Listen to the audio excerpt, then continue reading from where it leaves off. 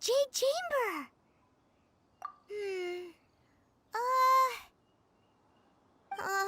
This is bad. Paimon's supposed to be your guide, but Paimon doesn't know where the way up to the Jade Chamber is. Well, since we want to go to the Jade Chamber, heading to its location on the map is the sensible thing to do. Let's look around. There has to be a way up there nearby.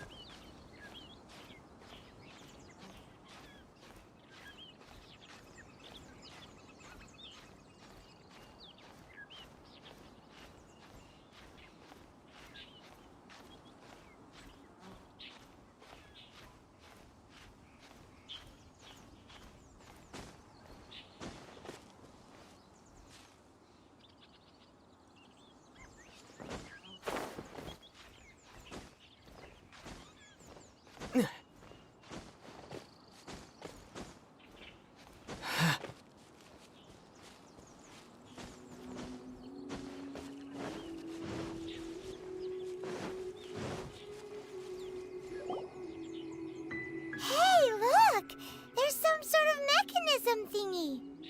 Since this is the right place, it must have something to do with the Jade Chamber.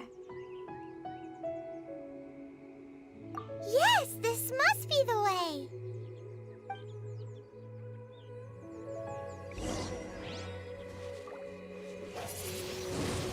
Windblade!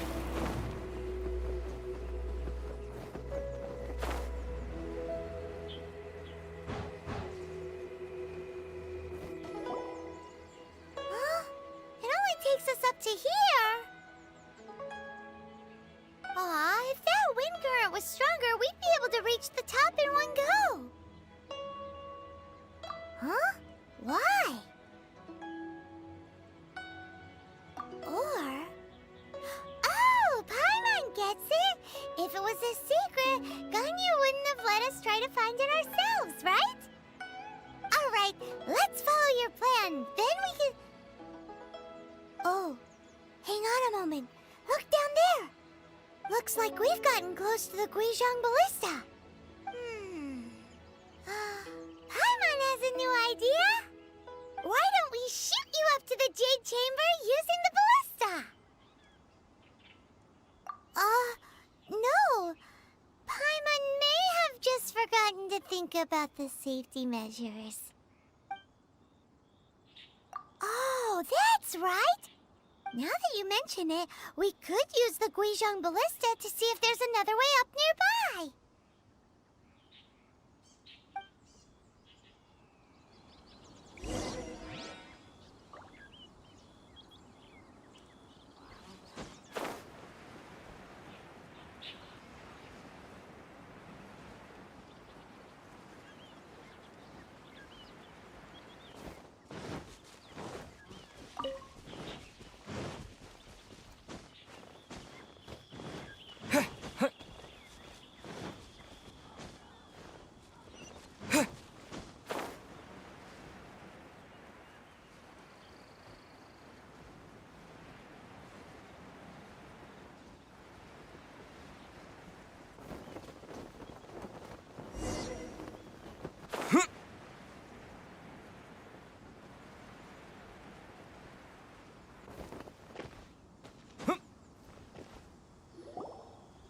Halt!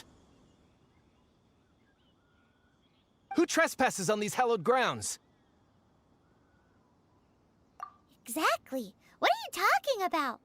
We're invited guests. What makes you think you can treat us like this? No. Wait. Maybe this was Ningguang's plan all along. She pretended to invite us to the Jade Chamber, but set up a Millilith ambush here to arrest us. Now Paimon's mad! You! Over there! This is a trick, isn't it? How shameless! What? We're just on guard duty. What do you mean, shameless? What nonsense! Seize these suspicious intruders at once! Well, here they come! Line them up and knock them down!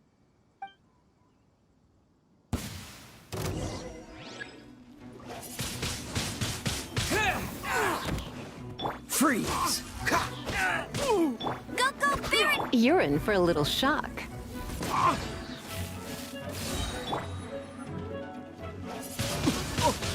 Windblade! Who goes there? Take the target alive! Don't push your luck.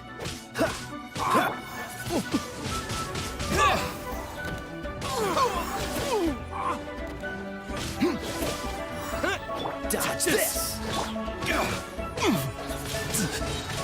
Windblade! Beaten! To arms! Hey! Attack! Cool it!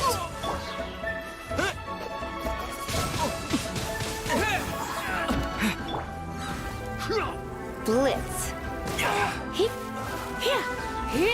Don't be such a brute.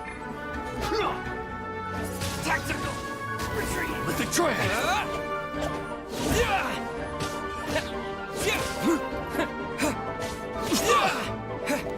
Invested! Stop! What's all this about? Lady Coaching, these two strange people suddenly appeared. They seem to have designs on the Guizhong ballista. Who are you calling strange? You want to go to the Jade Chamber? Who are you? We're invited guests, here to look for the Lilia Qixing. Who are you?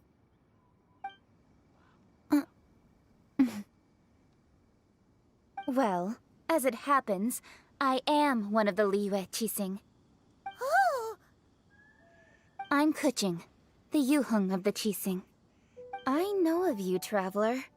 You're Ningguang's guests, yes? Didn't expect to meet you here in the mountains. Wow. Paimon didn't think we'd meet some super rich big shot out here in the middle of nowhere either. The Guizhong Ballista in Tianheng Pass has long been in disrepair, and yet it was fixed in a single night. I came here to investigate that occurrence. These Millilith are just here to guard the scene, not to arrest anyone. So this was all a misunderstanding? Paimon never would have thought.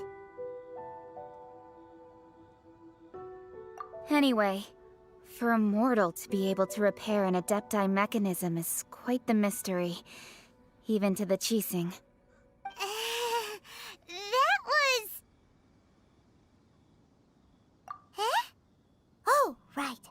So, Lady Yuheng, might you have any idea why Lady Tianquan invited us to go to the Jade Chamber? Just call me Kuching. I'd say that Ningguang's purpose is to request that the savior of Mondstadt take a more neutral stance. Or at least, to not wholly side with the Adepti. We're not taking sides. We spoke with the Adepti. They want to protect Liyue as well. When you say protect, you're referring to their sanctimonious arrogance, aren't you? Huh? You are mortals, and thus under their protection. There was no way they would have regarded you as someone with the ability to assassinate a god. Naturally, they would also regard Ningguang's locking down the area, questioning the citizenry, and pursuit of the assassin to be pointless work. Perhaps they even wonder if there might be a cover-up. I'll say it like it is. They're underestimating us. Well, you've got a point there. Still, this is the first time Paimon's seen a person from Liyue who doesn't respect the gods or the Adepti. Should I respect the shallow sense of time and condescension to mortals that has caused them to delay in moving against us, Qixing? Forget it. I shouldn't speak of them this way. This skepticism is mine alone, and Ningguang does not share it. Either way, I will admit that the actions of the Adepti this time were quite restrained. Rex Lapis's death is indeed an extraordinary circumstance. But to think that they would call for a council of Adepti rather than come down here directly. How surprisingly civilized of them.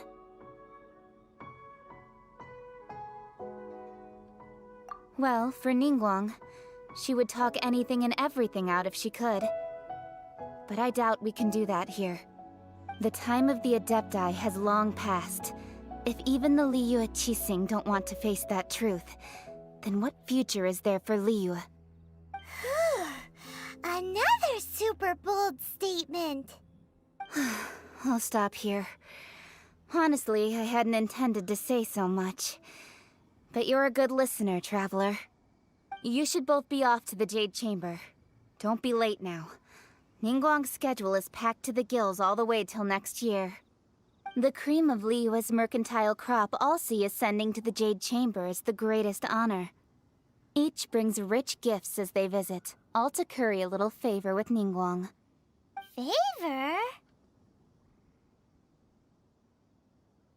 But... Wait, that's right! Greeting gifts are a staple of Liyue's culture! We need to get one. Not to curry favor or anything, just to respect Liyue's culture. All right. You can decide on your greeting gift yourselves. Let me tell you how to get to the Jade Chamber first. You didn't actually have to come to Mount Tianheng. Go back to Liyue Harbor.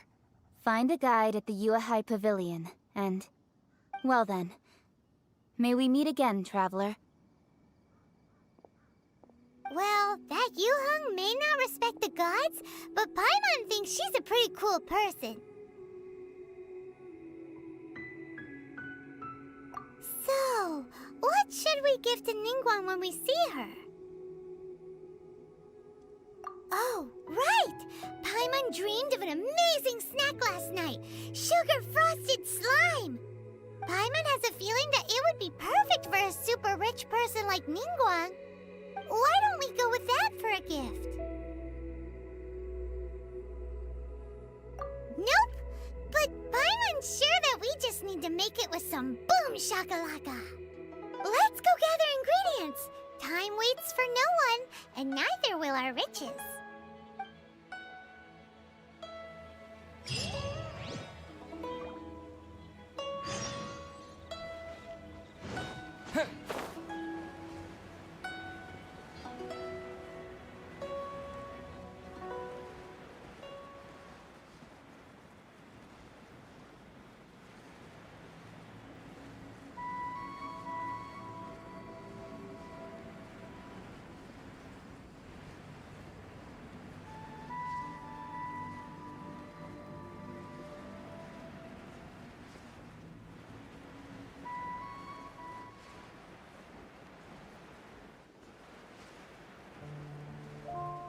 Yeah!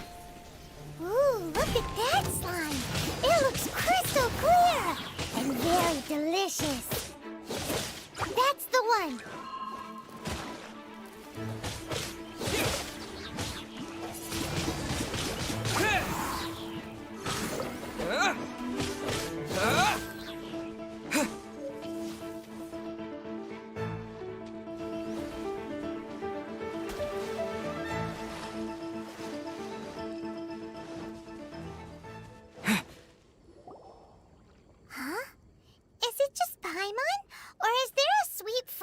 In the air. Huh?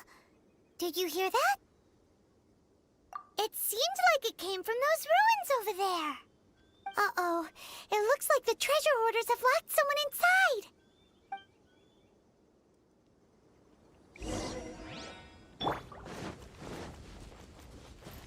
Get him!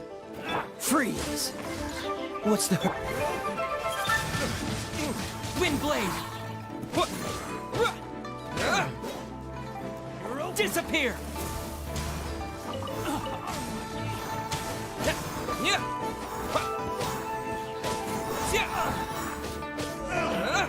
Finally done.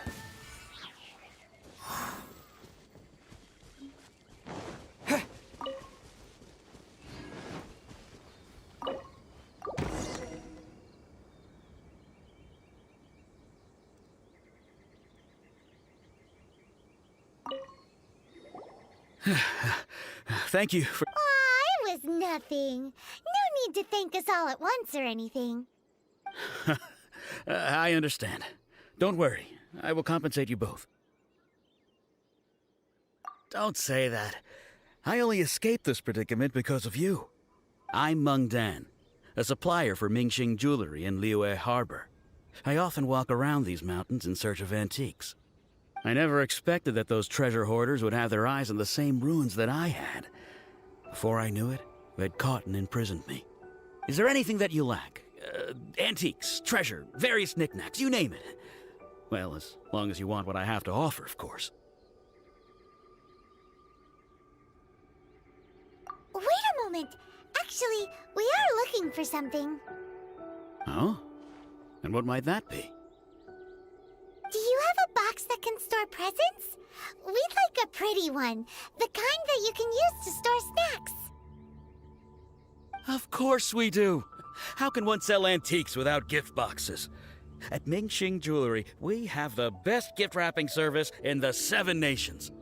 Now just give me a moment and I'll let the boss know. You can go see her whenever you require that box. Great! Paimon's sugar-frosted slime now comes in a beautiful package.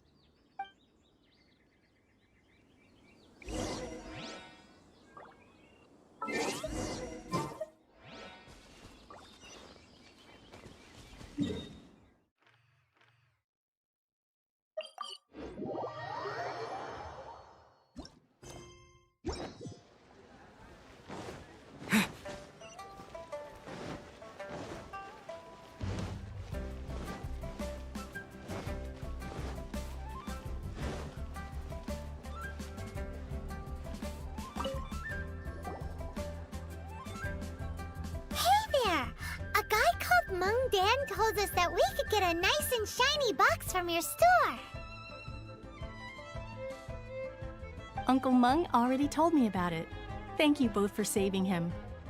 Many of the best goods in our store were found by Uncle Meng. If anything were to happen to him, it would be impossible for us to continue doing business. Here, this container is itself an antique, with at least 140 years of history. It's already been cleaned. Will it do? Yep. It's great! Hang on a moment. Could we borrow one other thing? Sure. Please help yourselves. As long as it's on our shelves. Traveler, this clay pot looks really awesome. If we use an antique as our mixing bowl, we should be able to make a great snack. It's done! The one and only sugar-frosted slime! Carefully now. Into the box it goes and dust it over with a bit more powdered sugar. Oh, yes. You might want to use these 2 freshly picked flowers as decorations, too.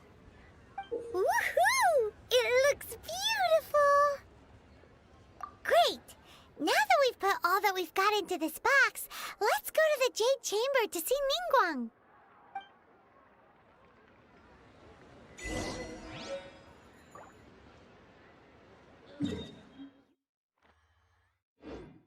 Surely prevail in this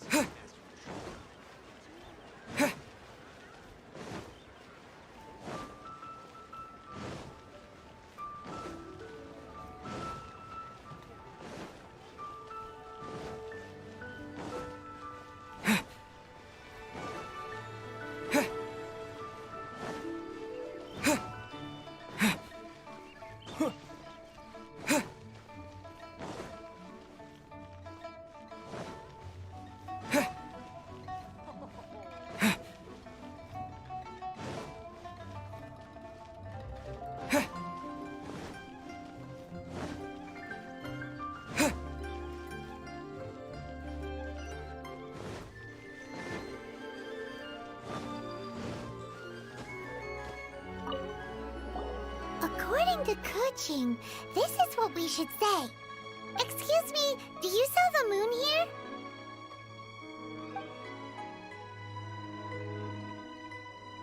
Yes. How many would you like? It's not convenient to speak of numbers here. Ah, well said. Please, use this to ascend to the chamber. Yes, speaking of which, are you two the guests that Lady Ningguang has arranged to meet with today? Yep. And yet the code they used was not the one for guests, but for the Yuheng. What's going on here?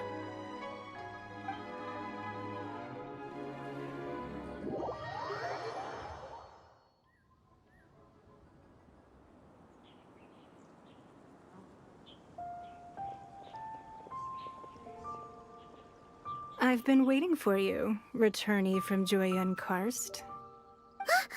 It's Ningguang.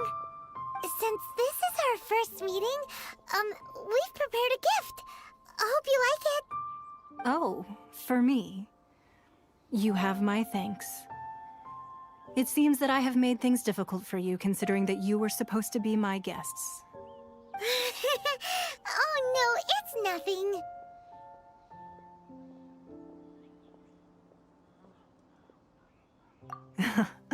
I'm glad you like it too. This palace floats in the skies, higher than the peak of any mountain. From this vantage point, one may survey all of Liyue. I have been gathering the funds necessary to build it from the time I began learning the merchant's craft. And since becoming the Tianquan, I have spared no effort in hiring the best craftsmen to constantly extend it. At first, it was but the size of one room. Now, it is large enough to blot out the moon in the skies above Liyue. One day, I believe it will overshadow all 7 nations. Not many from outside Liyue earn the right to ascend to the Jade Chamber. But I have been in correspondence with the acting Grand Master of the Knights of Favonius, who spoke highly of you. As such, I have been putting eyes and ears out ever since you reached Liyue. What? And I finally got wind of your movements when you were on the way to Wangshu Inn. Wait, was Vergoldet one of your people? Just Vergoldet? No. Everyone at Wangshu Inn is one of ours.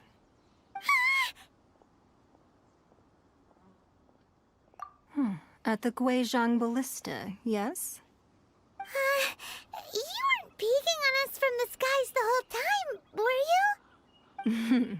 I fear that peeking would have been a little difficult from this altitude. Our eyes and ears are more than sufficient. You two are very interesting people, after all. It would be natural to take an interest. Well, I wouldn't expect you to trust us, considering that you have had far more interactions with the Adepti. The reason I invited you here was to clear up some misunderstandings.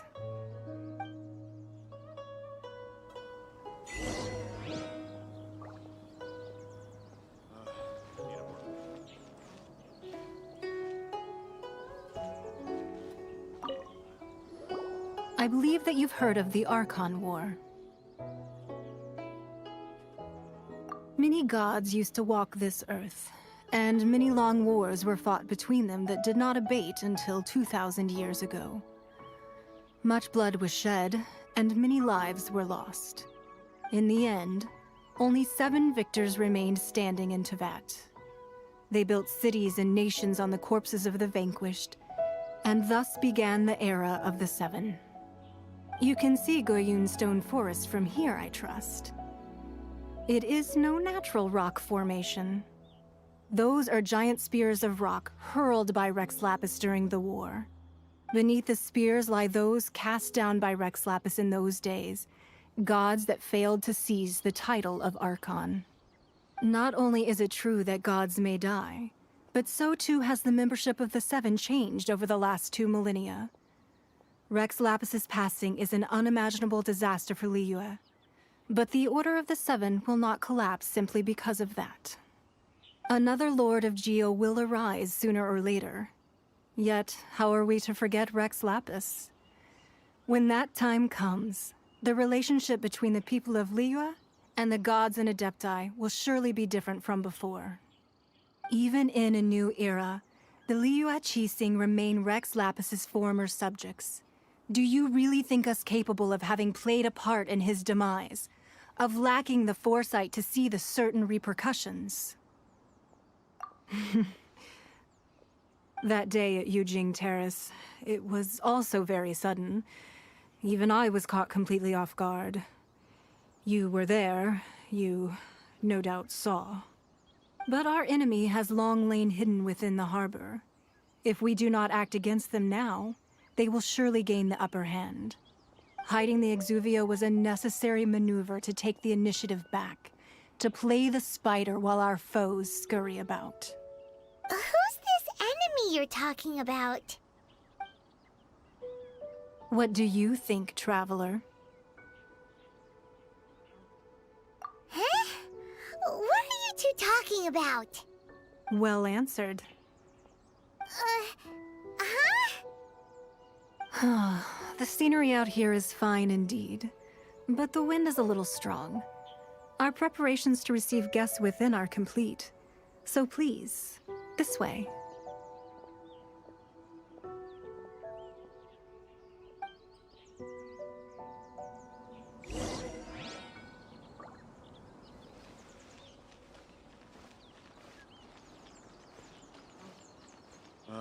I need a more physically demanding. Wowee! What a huge hall!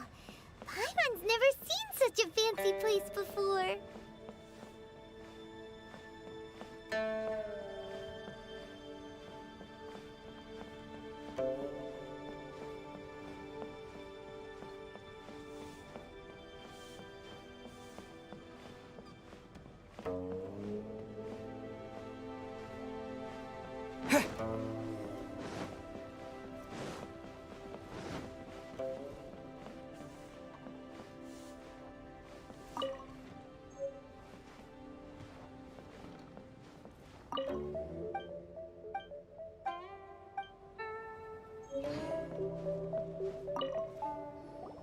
Be at ease, you two.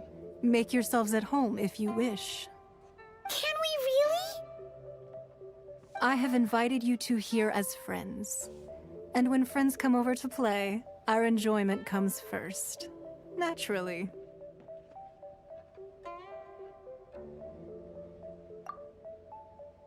Ooh! Isn't this that legendary wall? Why, you've kept your ear to the ground, I see. That's because even the storytellers are talking about it.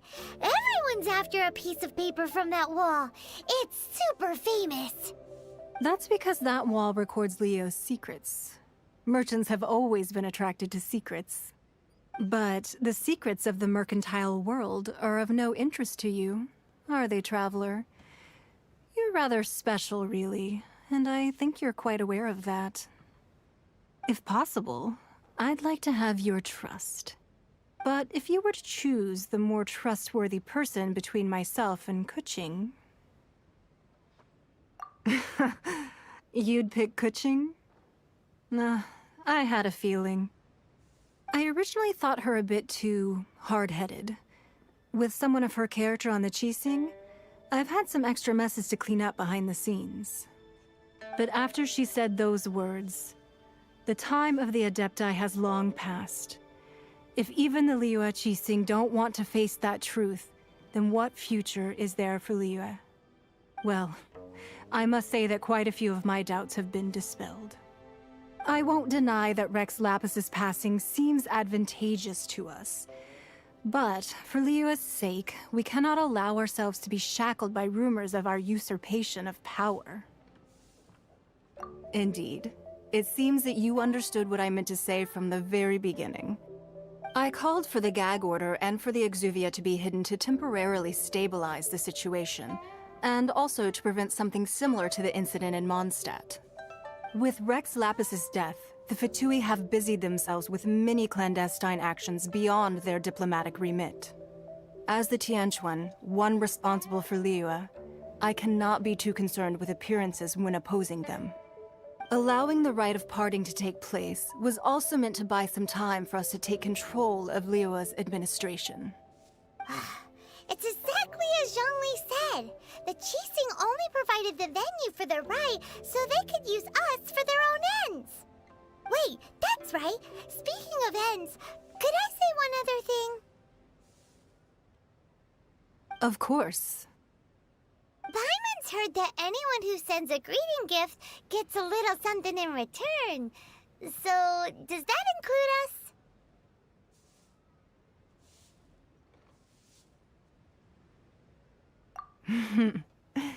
It's all right. I like direct people. Well, we have made quite a bit of trouble for you recently. How about this? You can pick any one object here as you please, and you may take it with you. Yay! Paimon was just waiting for you to say that! Let's see, what should we get? One of the sheets on that wall! Don't look at Paimon like that!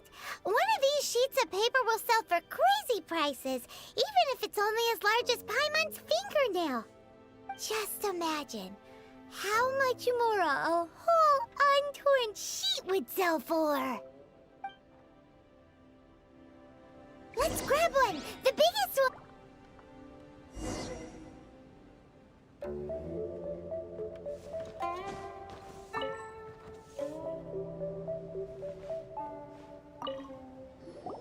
Huh? Well, that was an easy search. The biggest sheet is right up there in the most obvious spot. Let's go with that one. La la la la la. Let's see what's written on it. Huh? There's a place marked with a circle on here. Oh, could it be treasure? Whatever it is, it better make us filthy rich. Let's see what's written over here. Sigil of permission, something, something, Fatui, research, copy. Huh?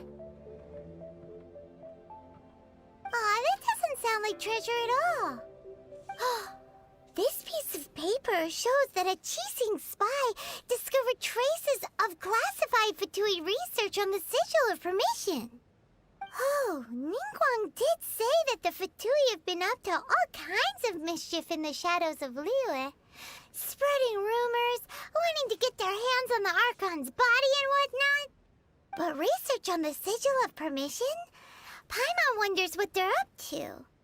Speaking of which, there's also some connection between you and the Sigil of Permission. Seems there's... Oh, you really think so? Well, should we not go then? Oh, so you're saying that it's precisely because we can't completely trust Ningguang that we should confirm the truth of what she says for ourselves.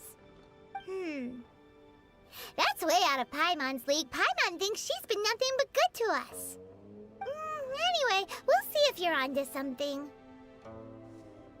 Before we look for Zhongli at Dihua Marsh, let's go to the place marked out on these papers and see if the Fatui really are up to no good there.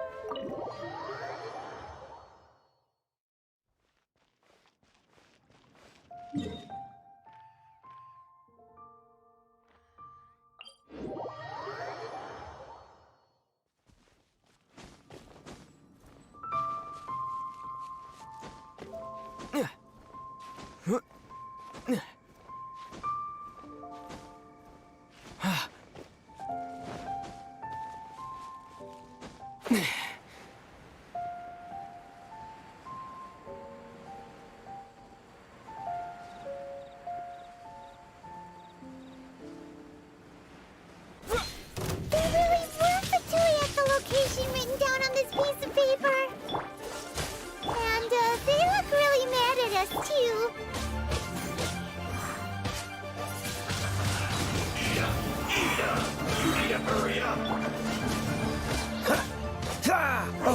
so sorry. Get him!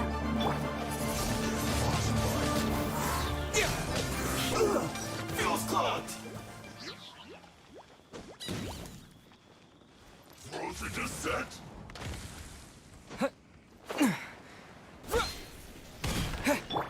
No one escapes my sights!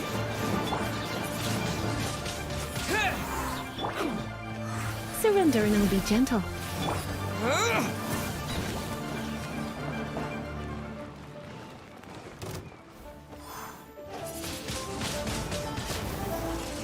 Cool it. No escape! You've been a naughty boy. It's time for a flash break shield. What's in this quickly?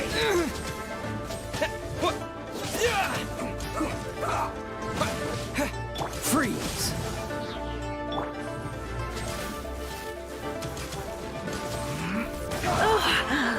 What?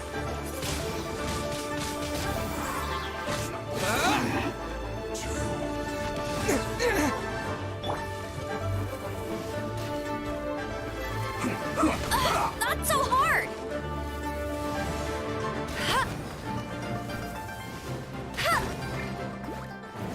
Dodge this. Come a little closer. Let it rain!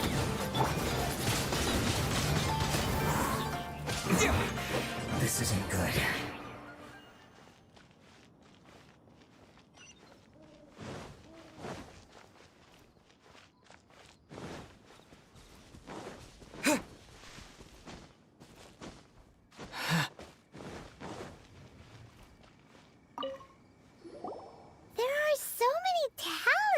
Here. And some stacks of blank paper, too. Paimon's seen this pattern before. But where? Oh, Paimon knows! It looks just like the sigil of permission the child gave you. But how did a relic of the Adepti end up in the hands of someone like Child? Suspicious. Oh, that's right. Cloud Retainer said that when the Lord of Geo created the Sigil of Permission, it wasn't to be used as some old relic. Talismans like that were once used in the Archon War to channel divine powers. Maybe the Fatui are copying the Sigil of Permission in hopes of achieving a similar effect. Being able to channel divine power in battle? Whew. That sounds pretty dangerous.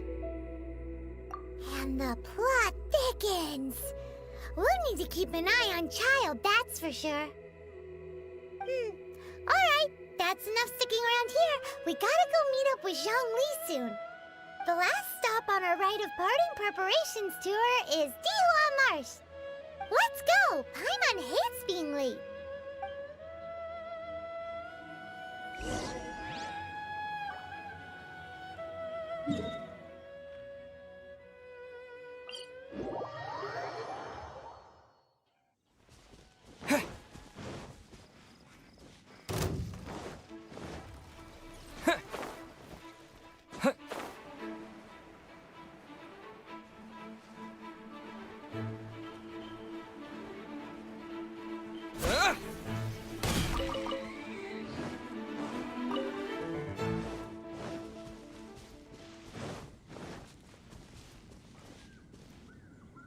Right on time. I myself only arrived moments ago. Did you enjoy your visit to the Jade Chamber? It was so big and pretty and expensive. Paimon's never seen such a fancy-schmancy place before. Indeed. It's second to none in all of Liyue. Then you met with Ningguang, I trust? What did you talk about with her? She's super rich and so generous. Paimon thinks she's very friendly. Yeah, his take on Ningguang is quite different from Paimon's. He thinks that even the tactless Yuheng is more trustworthy than her. Oh, so you also met with Keqing then? What did she have to say? She said, the time of the Adepti has long passed. If even the Liyue Qixing don't want to face that truth, then what future is there for Liyue? No respect for the divine. Indeed, contrary to the ever-bold Keqing, Ningguang is more of a businesswoman at heart, though they are both members of the Qixing. Although she's friendly, there's no way of clearly discerning her true intentions. Yes, she has only relied on herself to rise to her current position. No ordinary person could ever achieve that. It's said that she's the one behind the constant expansion of the Jade Chamber. It's the second most important thing to her. Even if she ever gave up the position of Tianquan, she would never give up the Jade Chamber. The Jade Chamber is only second. What's the most important thing to her then?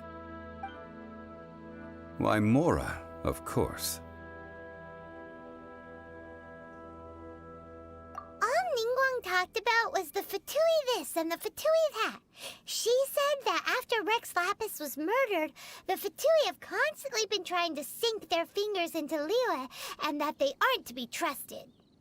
That is how the Fatui have always been. It doesn't surprise me in the least. No matter what they may be planning, you must be careful when dealing with the Fatui. Always be on your guard. So, is there anything we need to get for the rite of parting in Dihua Marsh? Yes, as a matter of fact, there is. Today, we'll be gathering wild glaze lilies. Glaze lilies? But why did we come all the way out here? Doesn't the garden in Yujing Terrace have some? Even Qingse Village has glaze lilies. Oh, right! Paimon remembers that Madame Ping is always tending to flowers. Maybe we could ask her. No. Those lilies have all been gardened by people. They won't do it all. Dihua Marsh used to be full of glaze lilies. It is a sort of joyful flower that listens to human song. Before the Archon War, Dihua Marsh was all dry land and fertile soil. But the war caused landslides, and the land was flooded, turning it into the marsh you see now. Nearly all the glaze lilies were wiped out. Of course, there are some kinds of flowers that have been preserved and gardened by people in the city. But very few people know that glaze lilies may still be found in the wild. Wild glaze lilies have the strongest fragrance. If we want to follow the true tradition of the rite of parting, we must grind up the wild lilies and place the powder in a censer of everlasting incense. But I'll need your assistance in gathering these flowers. No, I need you to sing to them. Singing to the flowers will make them more fragrant. So how good is your singing? Really? Why doesn't Paimon believe you? We'll only know once he starts singing.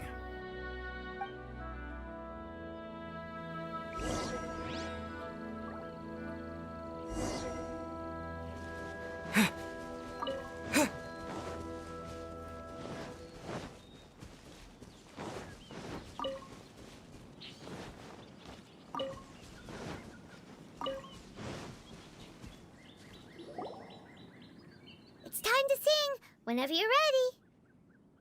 Da da da da da da da da da. What happened? These flowers are jumping. They look really angry. Is it because you sang a song for Mondstadt that they don't understand here in Liyue? You're in for a little shock.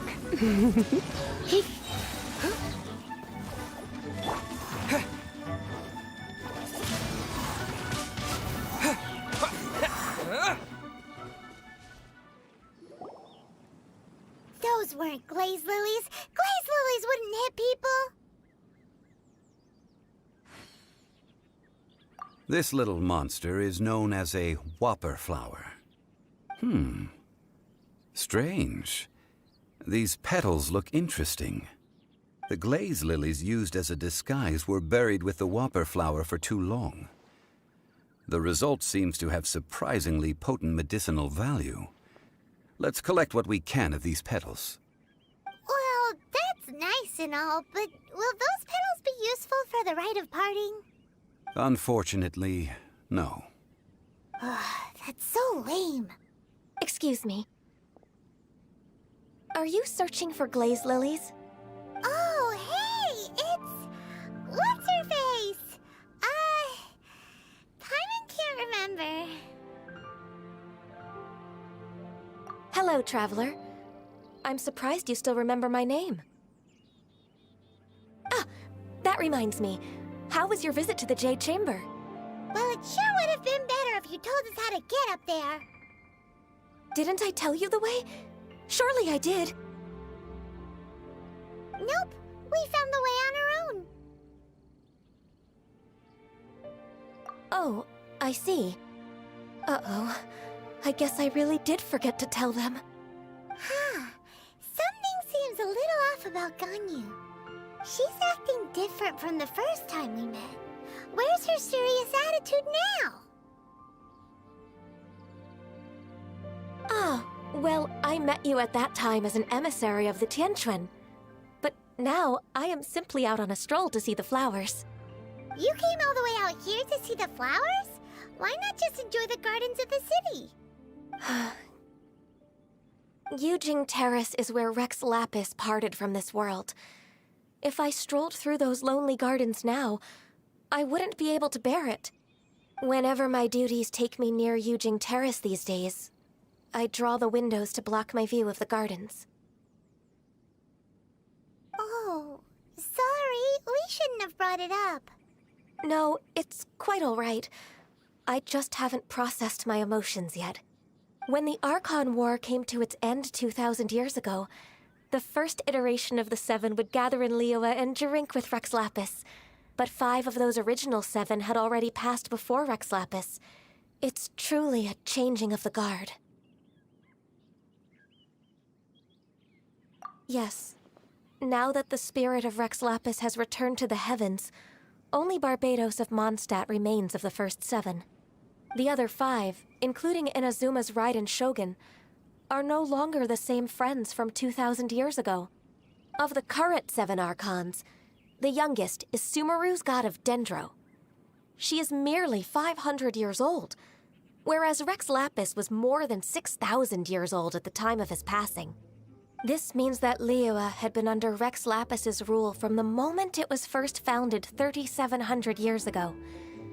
The city has never had to bid farewell to its deity. So what do you think of this farewell? Huh? This is a little sudden. As a mortal, I've never dared to imagine a Liyue without Rex Lapis. But as an Adeptus, I think I will eventually come to grips with reality. Since Rex Lapis has passed, the time of Liyue's contract with the gods and Adepti has now reached its end. Huh? Did you just say, as an Adeptus? Yes, I am a mix of human and Chilean. Adeptus blood flows through my veins. I fought for Rex Lapis and the city of Liyue during the Archon War. After the war ended, I signed a contract with Rex Lapis and took the position as secretary for the Qixing. I've continued those duties to this very day. Well, let's save that conversation for another day. You say that you are here looking for glaze lilies? I also know where wild glaze lilies can be found. See, I've just picked one myself. Here, you may have it if you wish. We dare not refuse it. Oh, so did you sing a song before you picked the lily? Indeed, I did. I know this tradition well. In fact, I sang a local Liyue ballad to it. Wow, so you really know your stuff, too. Thanks, Ganyu. No, it is you who I should be thanking. If not for this chance meeting, I never thought that I would be able to contribute to the upcoming farewell for our ancient lord. If you would excuse me, I should return to my work now. Good luck. And that just about does it. Our preparations for the rite of parting are mostly finished. Given the ease of picking glaze lilies, I think this was a fitting end to our tasks, in more ways than one. Yeah, Paimon can already imagine him starting a business in Liyue. I've had enough ventures in my life already. Beginning a new undertaking is always difficult at first, and requires no small amount of effort. And once business is at full steam, the stress of it all only wears away at you over time. So you must be careful to take the time to step back and re-examine yourself. If left unchecked, the wear and tear on your heart may go well past mending. Wow. See? Zhongli sounds like he's already seen it all. Alright, I think it's about time we head back to Liyue Harbor now.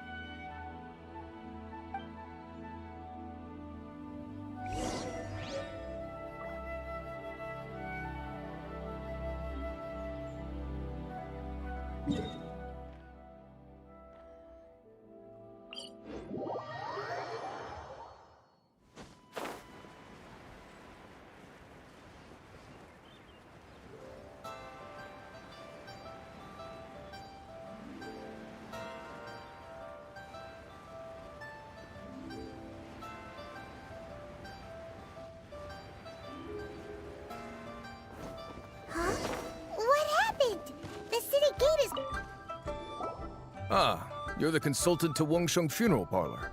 Mr. Zhongli, I presume. The Millilith are watching our every move now.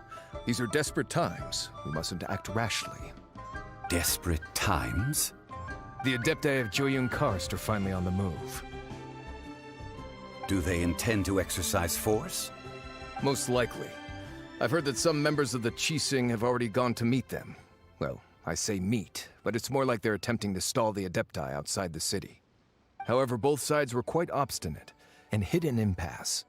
It seems inevitable, given the current situation. The Adepti do not acknowledge the Qixing. They only acknowledge the contracts of the Geo-Archon. If the two sides come to blows, Liyue Harbor will be in no position to stop them. Surely the Liyue Qixing are not the sort to give in so easily. Their boneheadedness is known throughout the lands. Yet it's because of that obstinacy that mortals and Adepti are now on the verge of conflict. And what now? How is it that the Fatui have come under fire? That's all Ningguang's doing. She proclaimed that in these tumultuous times, the Millilith must rein in the actions of the Fatui. Only now do they want to start keeping tabs on us? That's the Qixing for you. Anyway, Mr. Zhongli, you're one of Child's close associates. Please understand that your actions will reflect on us. Don't let anyone catch you off guard. It looks like things are about to boil over in Liyue Harbor. Do you intend to use your neutral identity as an intermediary between both sides? Or will you use your sword to turn the balance? Neither path is an easy one. Oh, by the way, Mr. Zhongli, we've heard that the Wangsheng Funeral Parlor has also been caught up in all of this. They're currently squaring off with the authorities at the gates. Things are taking a turn for the worse. I'm afraid I must leave now to handle things back at Wangsheng Funeral Parlor. I hope that Master Hu has been able to keep things under control for the moment. Consider your next course of action carefully, Traveler. If you're trying to prevent an explosion, it may be wisest to look for the fuse first.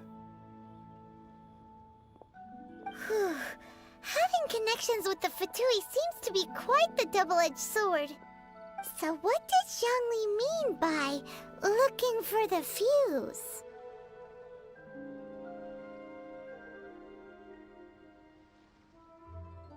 Oh, Paimon gets it.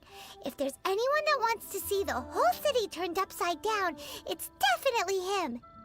He must be waiting for the moment when no one is watching to do something really bad. But where could we find him now? Where would he go at a time like this?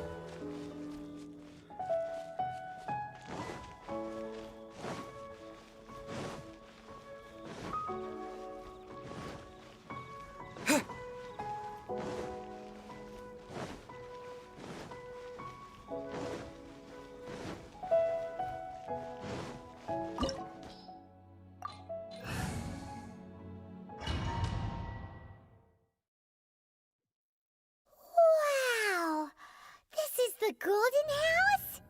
It looked impressive enough from the outside, but who would have guessed that it was even fancier on the inside? And so full of Mora. This is where all of Teyvat's Mora is minted, right? In that case, maybe they won't notice if a few Mora go missing. Oh, so it's a trap! Tricky, tricky. Good thing Paimon's got you here. But even if we can't take any, we can still have a closer look, right? Or better yet, take a nap on top of a mountain of Mora. It's like a dream come true. Oh, right. Back to business. It's quiet. Too quiet. Surely someone's gotta be guarding something as important as the Exuvia. Huh? Look! What happened here? Uh-oh. Paimon smells trouble. Quick! We have to go make sure that the Exuvia is all right.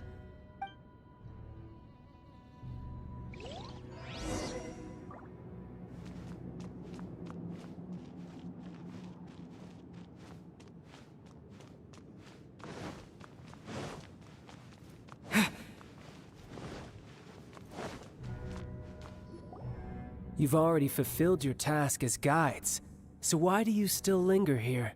Haven't you already seen enough trouble for today? Huh? Who's there? If you were Fatui, I imagine that you would be entitled to a generous reward from the Tsaritsa herself. But now, you're nothing but dross, and you're in my way.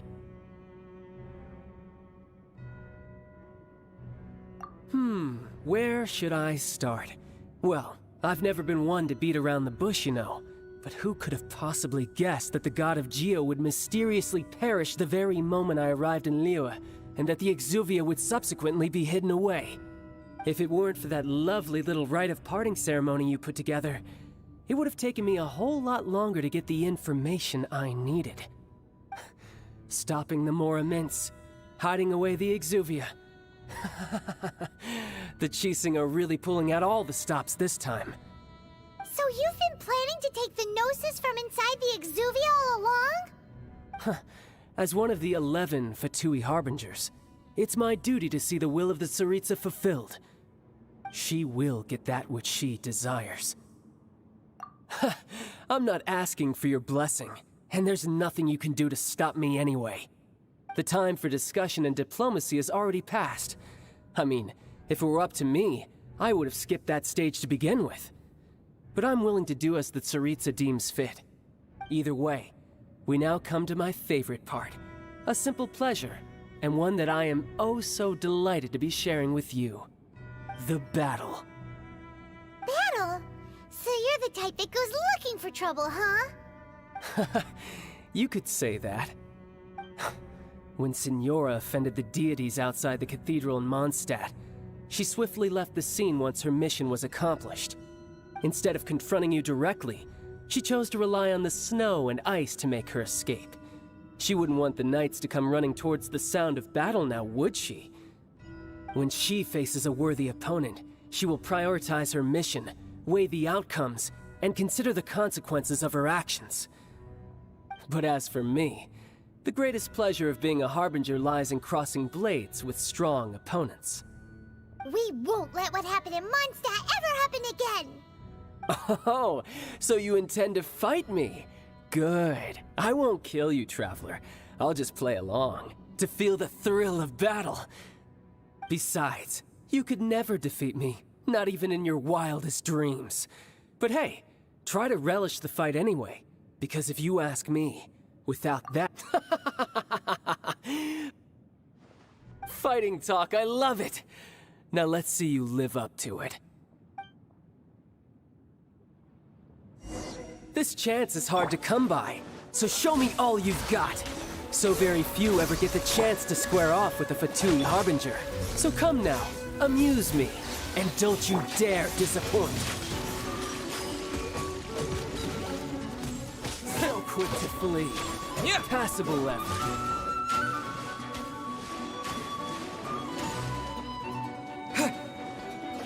Poor time. Windblade! How unbecoming.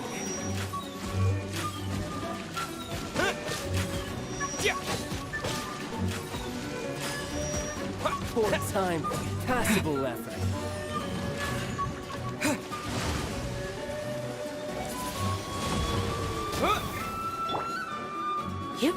Not bad, not bad.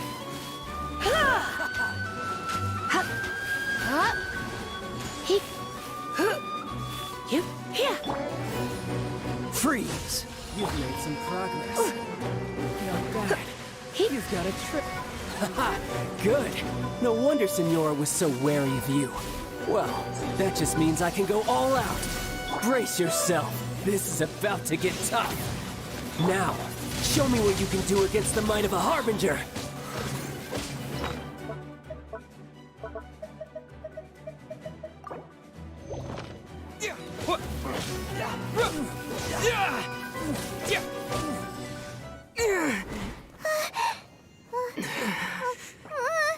Not bad. Your swordsmanship is quite impressive. But that's about as far as you'll get.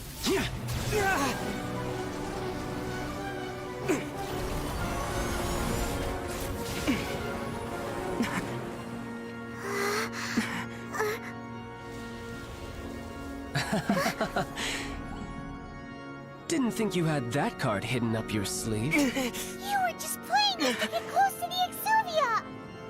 Oh, quiet down. Stop acting like some wide-eyed recruit. You've seen this world. You of all people should know. This should have been expected! Well then, I'll be taking Morax's Gnosis now! Huh? I see. Well, this is most unexpected. You beat me to it, didn't you?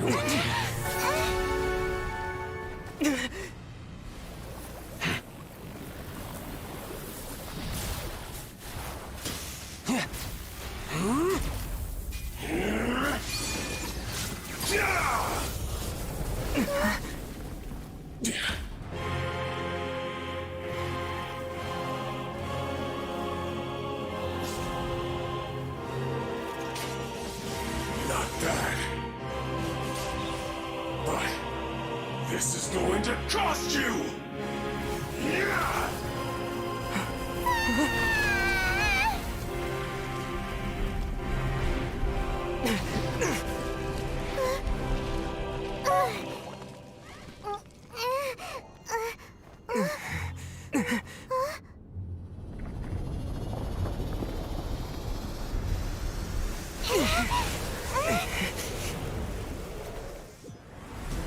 You got to the Gnosis ahead of me, didn't you?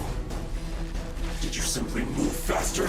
Or did you leak the information regarding the Golden House to me on purpose? No matter. Hand the Gnosis over, now! Don't make me take it from you! We didn't take it!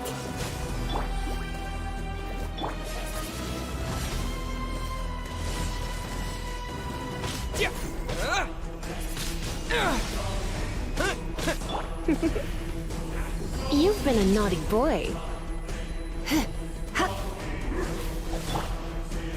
Freeze!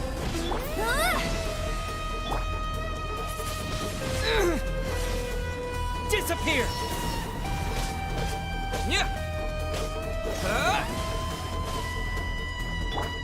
Bet you can't keep up with me!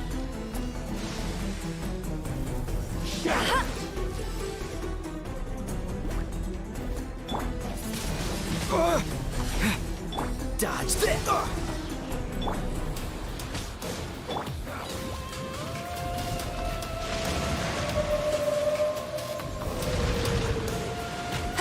Come a little closer. Die. Here.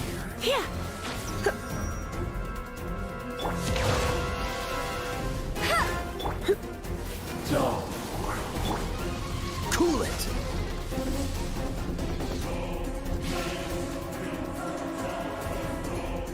Dodge this! Hey!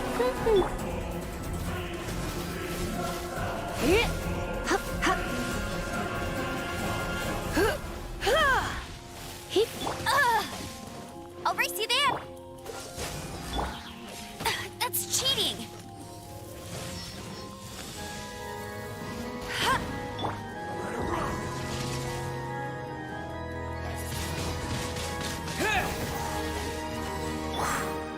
Go, Baron Bunny! No!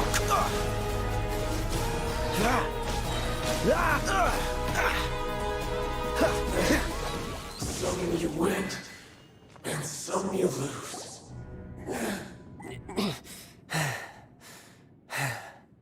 Look!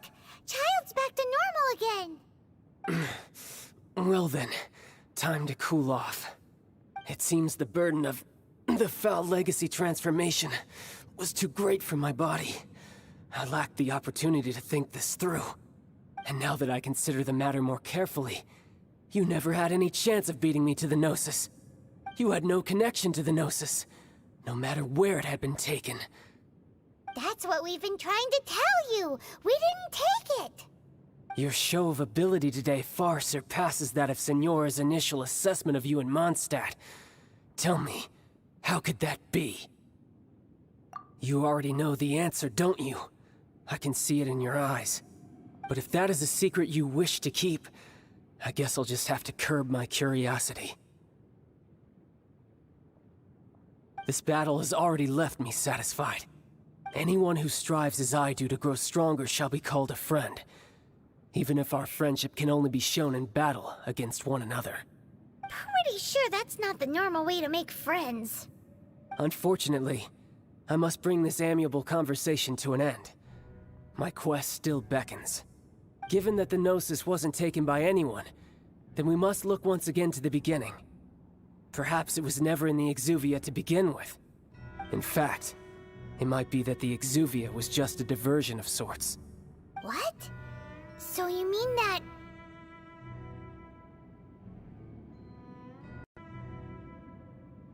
Yes, it appears so. Interesting to say the least. It seems that the guardian deity of the capital of commerce is also well versed in little maneuvers beyond the boundaries of contracts. As such, we must now look to our backup plan. Backup plan? I had hoped it would never come to this, for the weak will be swept away in the process. The truth is, the world belongs to those who pursue strength. I seldom willingly involve myself with the weak. Unfortunately, we cannot be picky about our methods as Fatui Harbingers. Children must all learn to eat their vegetables sometime.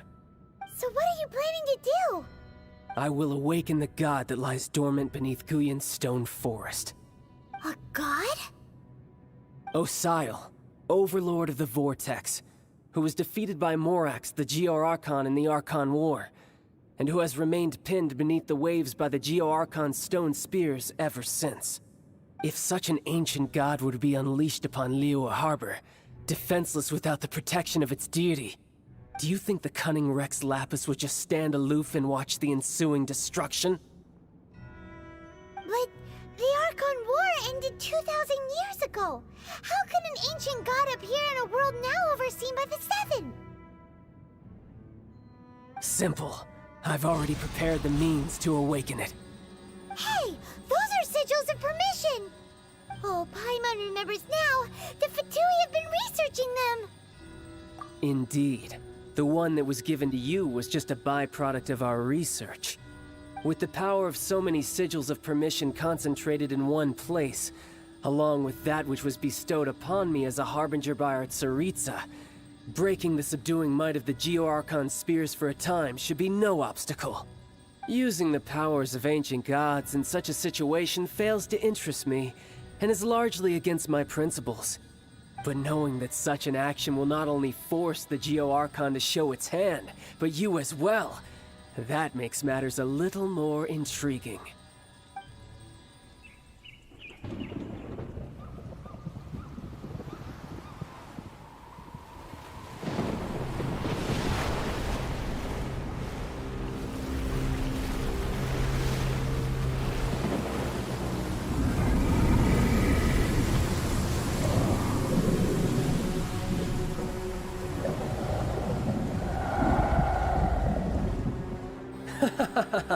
Let's see.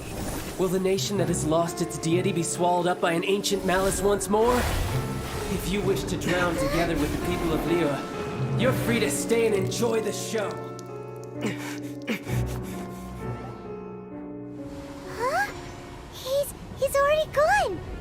That guy is fast!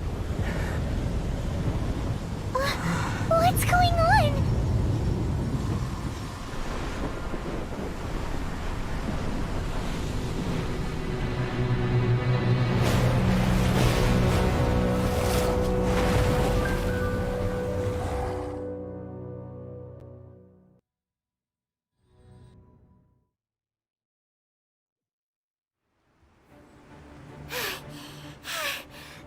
Exhausted.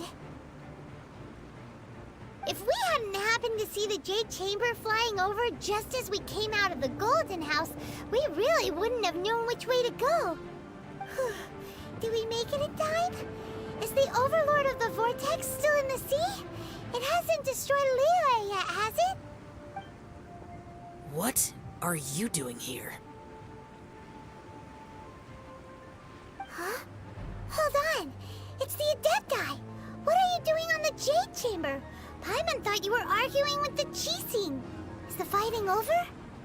Faced with a calamity of such magnitude, we have agreed to put our differences aside for now and unite against this common enemy. Oh, Paimon gets it. So how do you plan to defend Liyue? Just seeing this Overlord of the Vortex guy puts a pit in Paimon's tummy, even from all the way out here. It's not just you. We've got new Millilith recruits who can't even stand at attention without shaking. The force of an ancient god's presence seems to be too much for ordinary people to handle.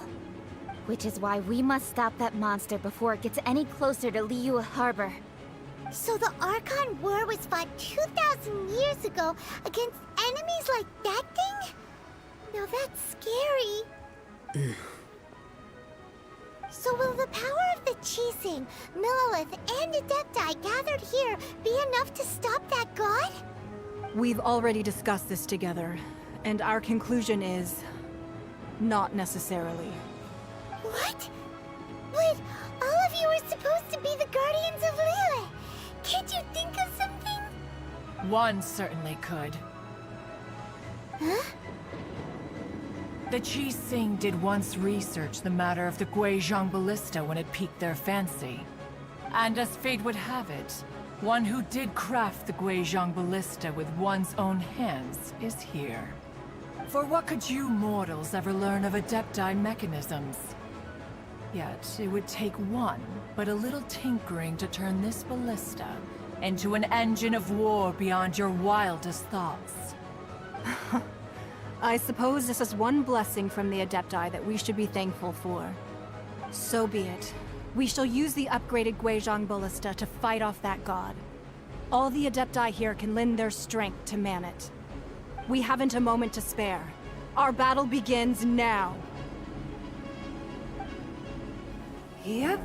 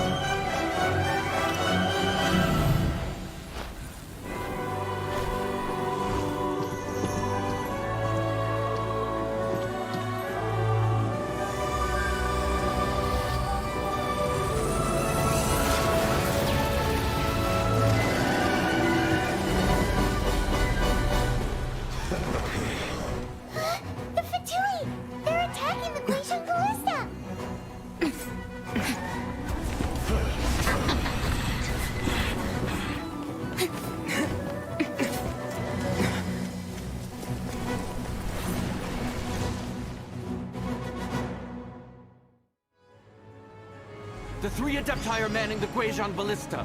Do not let the Fatui disturb their work! All able Millilith, with me! Let's go help too! We Adepti have not faced a god in several millennia. Let one see what you're made of then. What strength remains within you, one wishes to witness.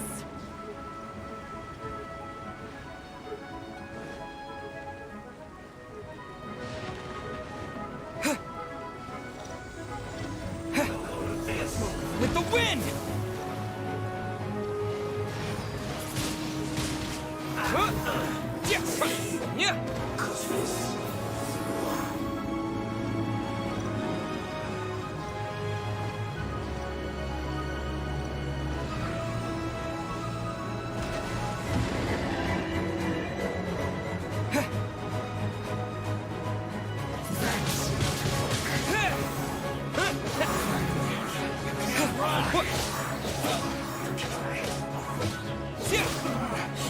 Looks like I went too far.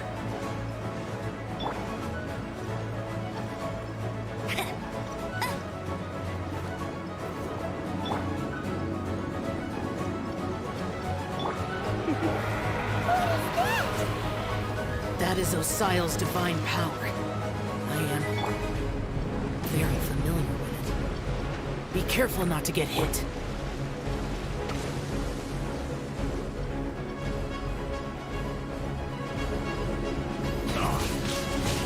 The Fatui!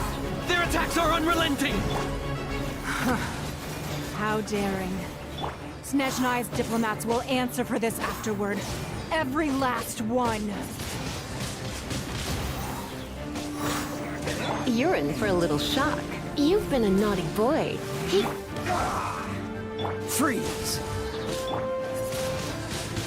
Windblade! The ancient god's attacking again! There are so many Fatui too! We can't look! Were you about to say we can't hold them, children? Huh?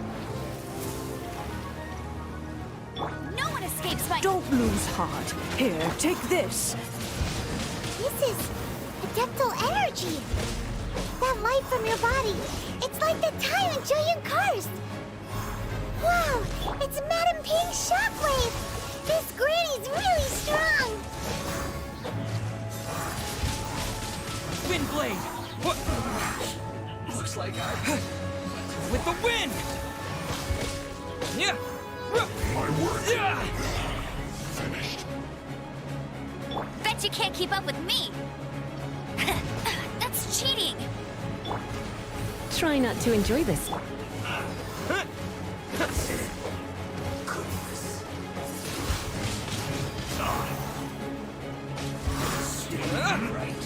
With the blood of the Chilean, I guard you against evil! Cast your fear of injury by the wayside and fight with all your might! I too did this during the Archon War! So this is what Ganyu's like in a fight!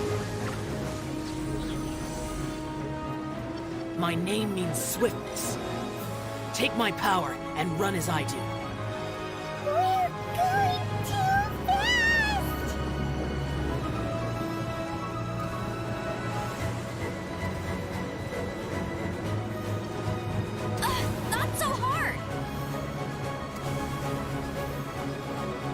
You got me.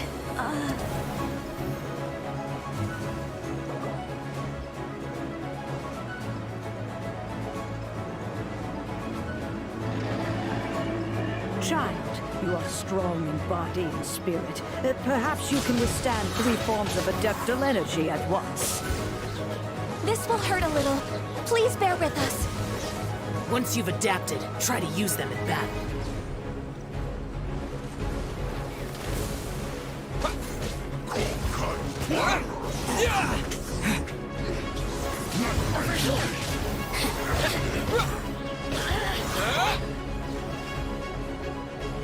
Ouch! Meanie! Let it rain!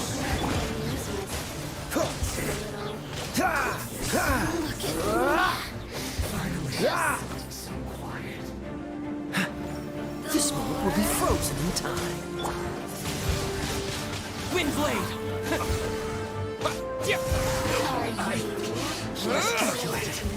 Exercise caution. I fear that the god's power has reached its peak. In other words, if we hold here, there's nothing worse to come, right?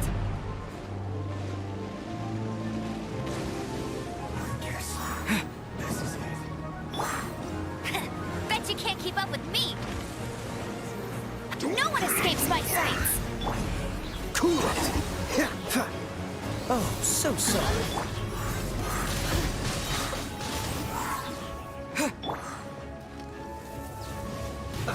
Let's move. No escape!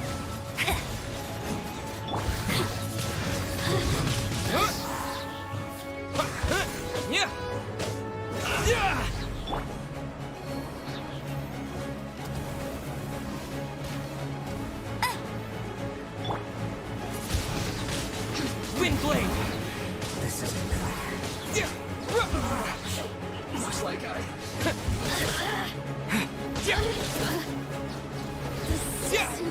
The Fatui's numbers are thinning! Fight on, comrades! Once we finish this lot off, the Adepti will be able to deal with the god in peace. Look at me.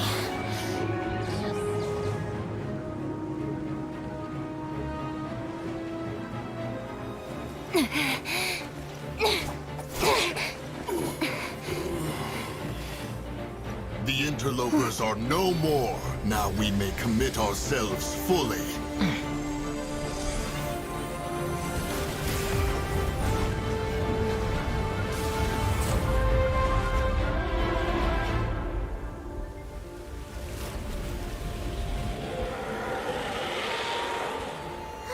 It's working! We just need to keep this up!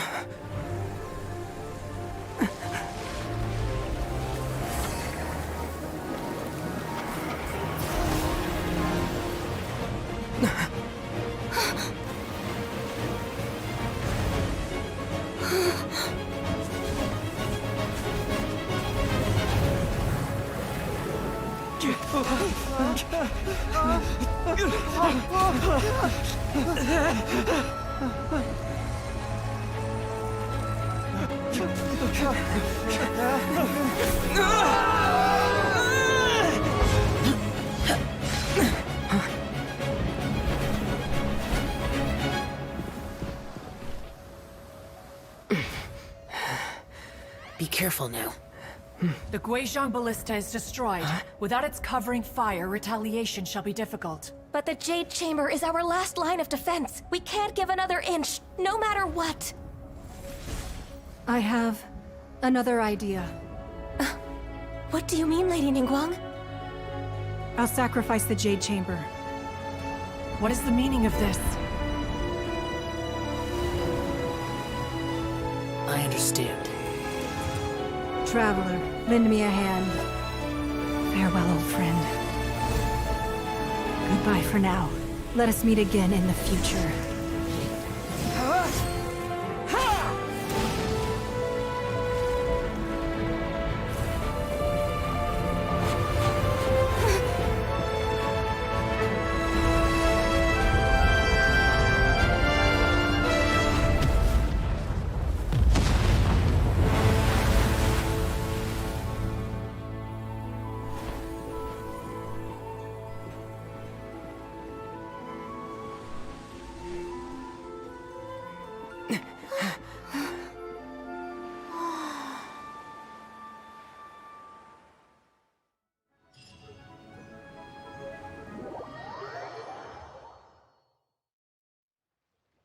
Is it finally over? The ominous aura of that monster has indeed begun to fade. The effects of the Sigil of Permission last but a short time. It will be some time before the Overlord of the Vortex can make any waves again. We are indebted to you for your assistance. If the Adepti hadn't happened to be here, the future of Liyue Harbor would surely have been in great jeopardy. Save your flattery. We didn't just happen to be here. Surely you won't pretend to have forgotten the reason for which we came. Come now.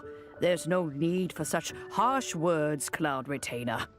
I've heard that when Ningguang began learning to do business, she had already started setting aside part of her then limited income in preparation for building the Jade Chamber. At first, it was only the size of a small room, but with continued expansion, it has become the palace that lies before you now. It is a testament to Ningguang's entire life, both as a businesswoman and as the backbone of the Liyue Qixing.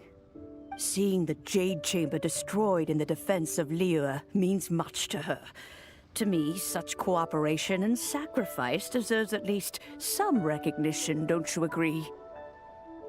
Well, I was really hoping you would say that such sacrifice could at least be used as some leverage in our negotiations.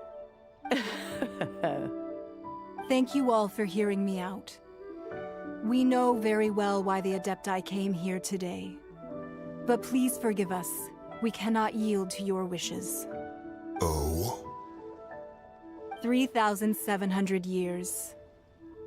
According to our records, the Adepti signed a contract with Rex Lapis to protect Liyue 3,700 years ago.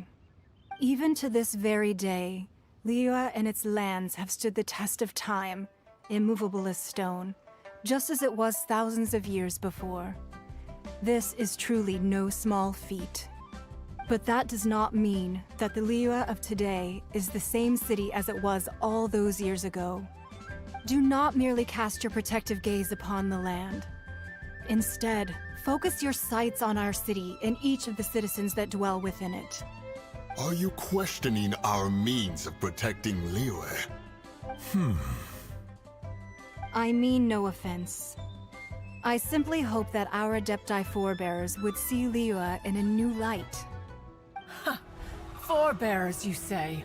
One doubts you would be fit to be part of such a lineage. This morning, Rex Lapis appeared to me in a dream. What? In the dream, I yearned to tell him that we Qixing, though mortal, are equally bound to the contract. Each passing generation of the Qixing leaves many things of value to be inherited by the next generation. I also thought to tell him how the past generations of Qixing had strove under his rule to survive in our mortal world, establishing a network of contracts which has since come to be known as trade. But I dared not speak. I could only gaze at him in silence until the moment I awoke. Oh, Ningguang.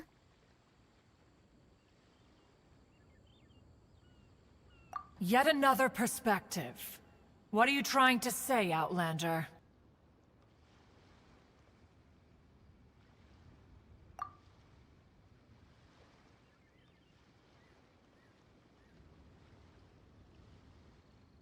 Right! That's something that happened in Mondstadt. It's a story about the Four Winds and the people of the Animal Archon. The Animal Archon sought to quell the strife between the two sides, because he believed that such conflict would only scar the hearts of both, and that nothing good would come of it. Each of the 7 nations has its own scars from the past. Though your point is the very height of simplicity. As Adepti, we've become a laughingstock, to be chastised thus by an outlander who has lent us such succor. All right, all right. Didn't Ningguang suggest that we should focus on the city and each of its citizens? I know I already have, so why not see for yourselves? I apologize for appearing in full armor. I am afraid I cannot show the proper courtesies. And who are you? I am Feng Yan, a sergeant of the Millelith. I have come to extend my thanks to the Adepti. I thought this battle would perhaps be my last. But thanks to the aid of the Adepti, our forces were not as badly battered as I feared we might be. Although I am a mere mortal soldier, I promise to hold the line and never betray the grace given to us by the illuminated Adepti this day.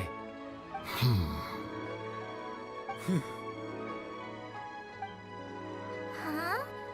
Why does everyone look so down? Didn't we just beat that big monster? Weren't you frightened, dear? It was quite the predicament. I wasn't afraid. All the strong Millelith guards were there, and those powerful heroes with their visions were there. Everyone was there. When danger is near, everyone always protects me. And the rest of the time, they make fun toys and tasty snacks and loads of things that make the harbor so pretty. Thanks for protecting Liyue Harbor. Please come visit us for the next lantern rite. Unfortunately, we wouldn't be able to participate. Huh? Because we are Adepti. Oh, okay. It must be hard being an Adeptus. Aww. You see, this is what Liyue is like today. The country of contracts is grateful to the Adepti for their protection, but it is no longer necessary for the city to rely on the Adepti's power to solve every little niggling matter. Although their blood is weak, there is still strength to be found in those we call mortals. The time of contracts between gods and Liyue has long since passed. Now is the time of contracts between Liyue and its people. Seeing the port around us now, it is hard not to feel a bit out of place. Wouldn't you say so, Cloud Retainer? Your line of inquiry is askew. One did not spearhead this expedition to Liyue Harbor. Seems like the Adepti have had a change of heart. Let us return now. Eager to leave, Conqueror of Demons. Yes, one understands what the Conqueror of Demons means. The city of Liyue has changed much after our long separation. One fears that by the time one finally grasps the new contracts of Liyue, you humans would have once again changed the place beyond recognition. Fair enough. Away we shall, and return whence we came. Since we Adepti have consensus, then one shall persist no further. But how will we ensure that the Liyue Qixing will not simply exploit their power once we depart? In my view, that is still a thing to be guarded against. All right, Mooncarver, you needn't worry. It seems to me that this right of supervision is best left to the people of Liyue.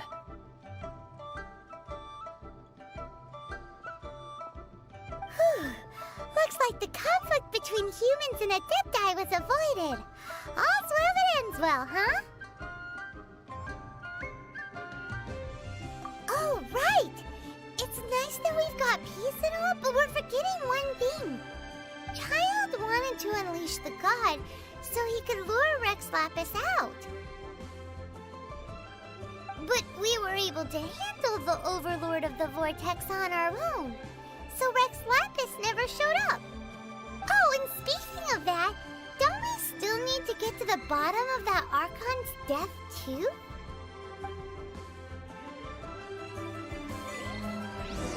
Paimon doesn't get it. But isn't the strongest lead we have the Adeptiless rite of parting that we're organizing? No idea where Zhongli's gone. Let's ask for him at Wangshem Funeral Parlor.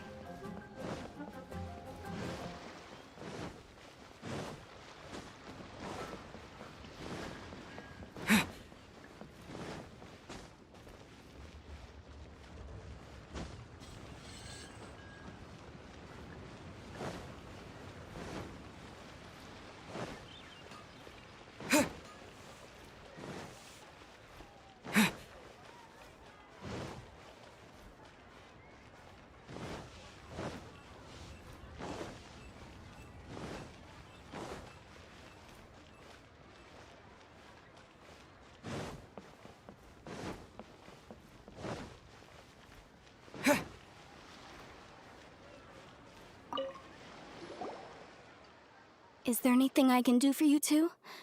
I'm afraid that Wangsheng Funeral Parlor isn't in the best state to receive guests. We've come to see Zhongli. Could you please tell him we're here? Unfortunately, Zhongli isn't here at the moment. It seems he went to Northland Bank. Doesn't the Northland Bank belong to the Fatui? Last time we saw Zhongli was before we went to the Golden House. Do you think he doesn't know about the attack on Liyue? Visiting the Fatui at a time like this could only mean more trouble. We had better go and make sure that everything is okay.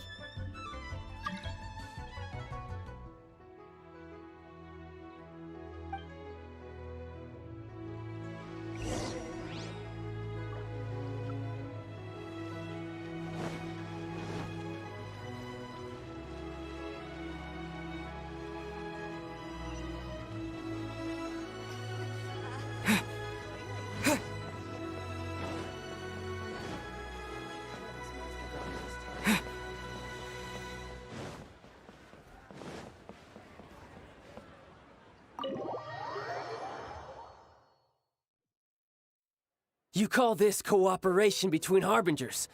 Cooperation involves communication, you know. Don't take it to heart, child. Besides, aren't you happy that you got to skip the formalities and bring chaos to the land? I'm sure you must have enjoyed that. Oh, it seems that some of your friends have arrived. Hey, it's Zhongli and Child. And you! You're also one of the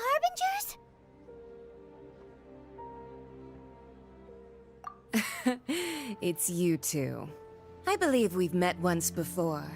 In the city of Bards, was it? I'm glad you still remember my name. Ah, right. I imagine that it must have been rather hard to forget watching helplessly as something precious was snatched away from your friend. Well, if it isn't you two. This is our first time seeing each other since Liyue was nearly wiped off the map. This is certainly a bit awkward, wouldn't you say? Paimon knew that we should never have trusted a Fatui Harbinger. Oh, now don't say that. Sure, I may have misled you, but I never had anything against you personally. Besides, I thought we were getting along quite well together, didn't you? Except for that little tussle we had at the end. Nothing personal. We just have different views, that's all. Of course, you may very well hold this against me, but that's up to you. The real deceivers here are Senora and Zhongli. Curse them for leading me on. So actually, I think... Stop wasting time, child. There'll be plenty of time to chat once I'm through here. You remember the agreement, Morax. Now, if you would be so kind. The Gnosis, please. What in the world are you talking about? The contract is fulfilled. That which thou seeketh is now bestowed unto thee. For my promise is solid as stone.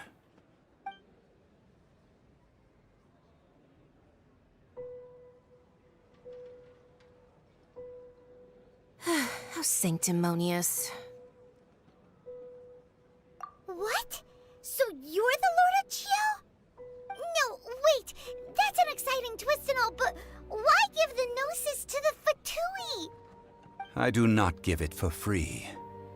I give it as agreed upon in the contract, for it is a matter solely between the Tsaritsa and I. Yeah, you don't think you went a little bit too far with that whole fake death thing? Everyone was preparing the ceremony for you, and splat! This big dragon falls out of the sky, and all of Liyue goes into an uproar. Talk about a disaster. Gathering all the forces that had been bubbling behind the scenes, and then stirring them together in a pot that was bound to boil over. That's what he wanted to see, am I right? Wait, what? Perhaps it's best that I explain. As you know, I've dwelt upon this world for more than 6,000 years. It is now 3,700 years ago that I founded Liyue together with the Adepti. Even boulders that can withstand whirlpools will erode with the passing of time. I kept convincing myself that cracks had not begun to form, and that the end of my time had not yet come. Until one drizzly day, as I was strolling along the harbor, I heard a merchant tell one of his workers, "You've finished your duties. Go ahead and call it a day." I stood motionless among the crowds, asking myself, have I already finished my duties? Oh, Zhongli. But as I began to consider relinquishing my divine role, I soon discovered that many reasons still remained to not hastily depart. Was Liyue, the city I had dwelt in for so long, already prepared to enter its next age? I decided that a test was needed in order to reveal the answer. So I feigned my own death, and gathered the cast of Child, the Adepti, and the Liyue Qixing to play their roles together on the stage that was Liyue.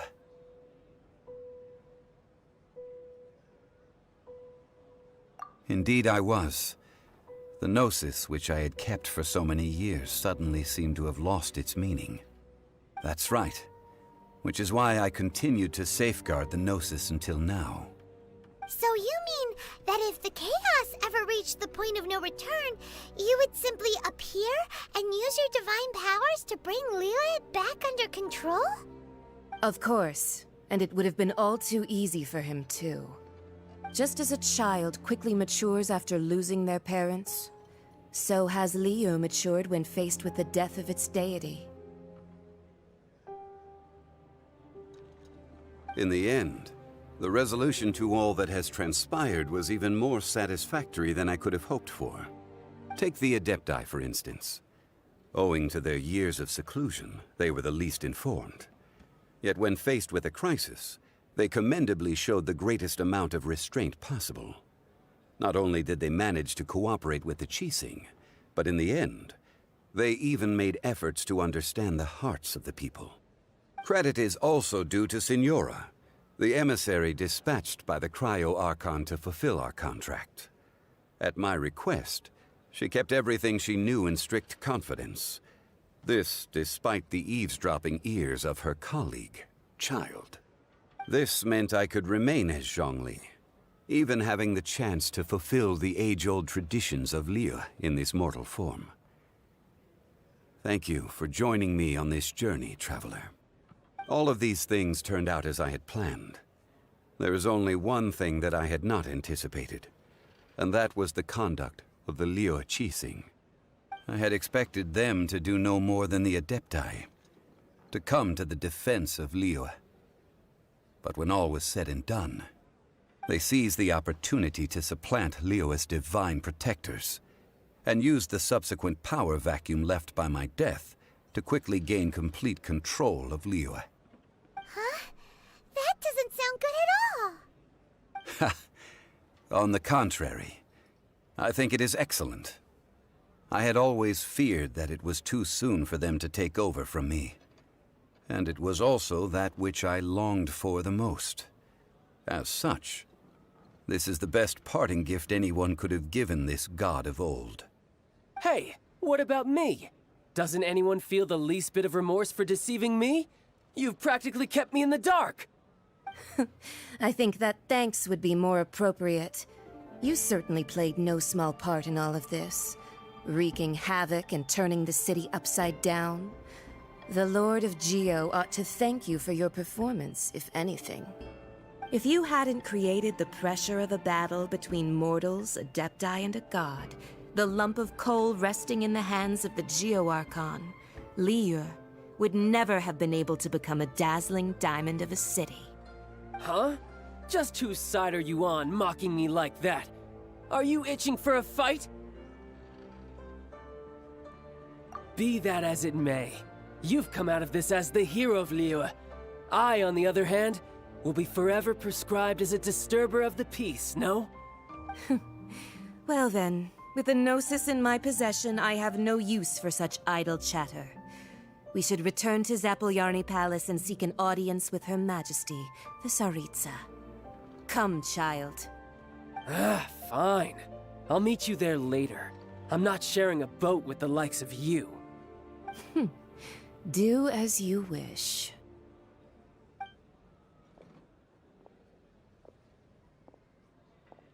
Now then, is there anything else you wish to ask me? Right! As Zhongli always told us, a good trade is a fair trade. Paimon has no idea what could be a good trade for a Gnosis. Realistically speaking, there is no such thing. Huh? However, I am the god of contracts. For thousands of years, I have made countless contracts.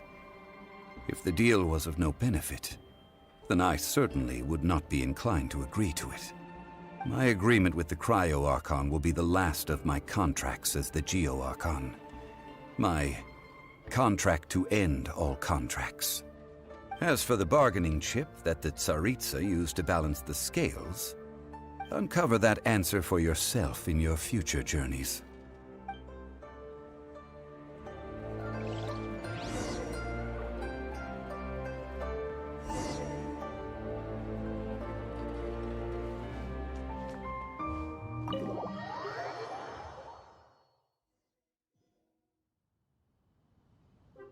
Today's the day of the rite of parting. Although the star of the show is fake, we've spent so much time trying to organize it, it would be a real shame not to go there now.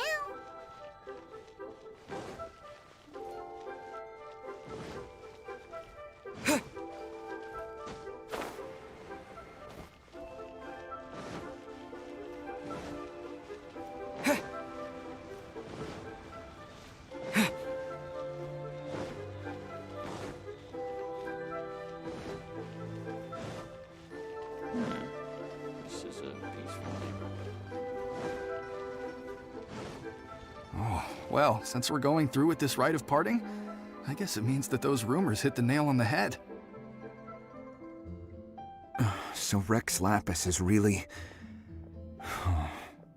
But they didn't catch the culprit, did they? Oh, come on. Do you think that the assassin could have been a normal person? You know what I think. I don't think any of the gossip on the streets you hear from those shady types is worth anything. There's only one real possibility in my mind. I've heard that the assassin was that Fatui fellow. Youngish, pretty high in rank. I think they called him Child.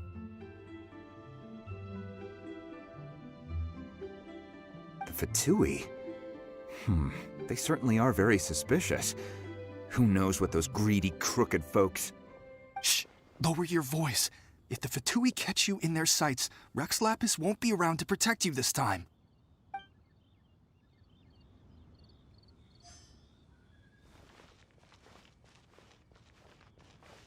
You know that god from the ocean couldn't have just shown up out of nowhere. I mean, it's been 2,000 years since Rex Lapis subdued it. Yes, and to think that this happened right on the heels of the incident with Rex Lapis, too. Say, do you think the person who assassinated our lord and released that evil god might have been one and the same? Now that you mention it, that's very possible. Yes, it's very possible indeed. I mean, it all fits together. That person must have colluded with the evil god to harm Rex Lapis. Oh, that wicked, black-hearted scoundrel. Still, what sort of supernatural prowess must this person possess to be able to do such things? I have never heard of such a person in all my years. Ah, forget it. Guessing's no use to us. Look, the Millilith over there looks like he's about to make an announcement. Let's hear what the Ministry of Civil Affairs has to say first.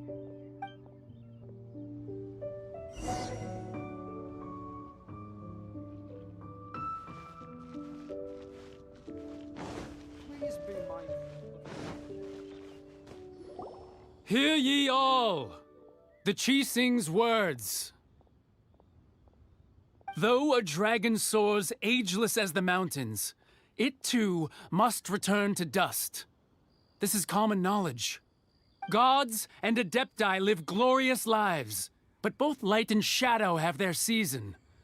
So too must they face divinely appointed trials.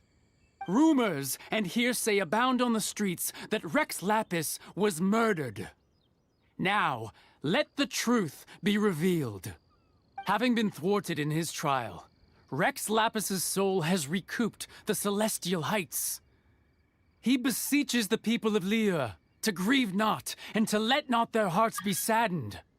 Nor are they to believe street-born rumors or indulge in baseless speculation.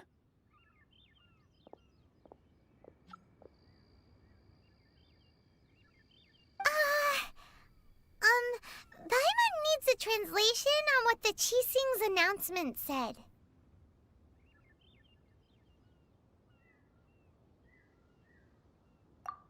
So that's how they're spinning it. Something feels off. Why would they suddenly give up looking for the murderer? Not to mention how this excuse sounds like something they just made up on the spot. Could the Qixing already have known that Rex Lapis wasn't dead? But Zhongli said that neither they nor the Adepti knew anything. Did Zhongli tell them in secret after his gnosis changed hands?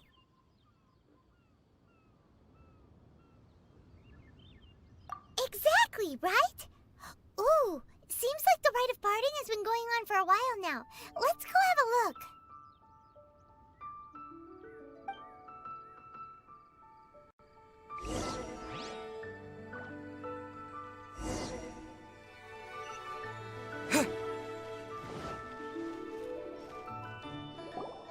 Look, it's Ningguang and Keqing.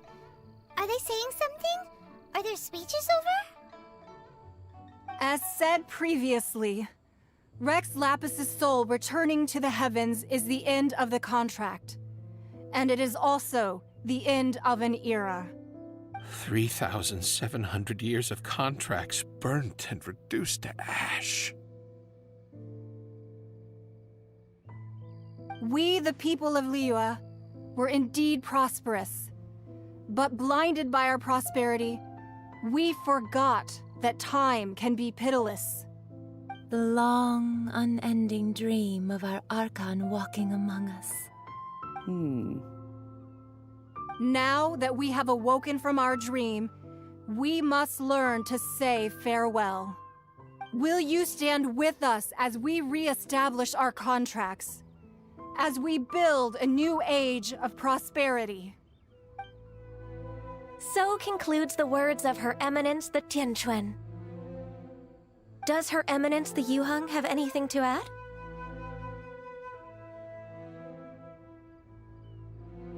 Huh? Is she looking this way? Traveler. Yikes! She really is looking our way! Is that the traveler who they say defeated the ancient god? So young. The Liyue Qixing always repay their debts. And as you have heard, our eyes see far and our reach is long. Name your price. You deserve that much. Whoa!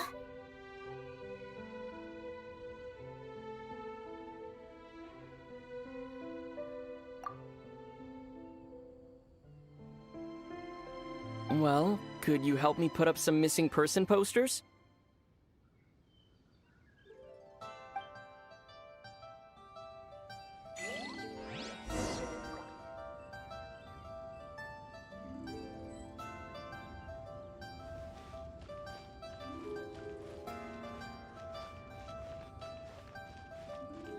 The cleanup of the premises, managing the crowds as they exit, making an account of the rite?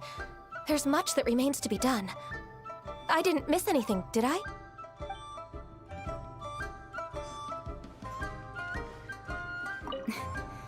Why, you... Were you just trying to look cool earlier, or are you really that selfless? If you were looking for someone, you could have just told me that in private.